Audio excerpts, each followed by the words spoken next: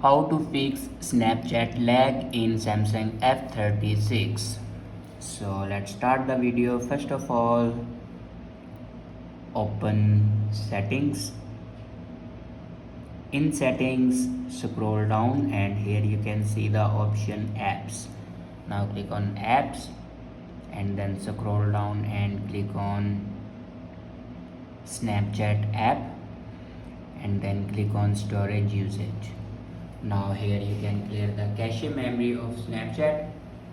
After clear the cache memory, then go back to the main page of your settings and click on software update. Now here you can check your latest version will be updated or not. If it doesn't update to latest version, then update it to latest version. After update a latest version, your problem will be fixed. If it doesn't fix your problem, then go back to your home screen and press and hold on Snapchat app.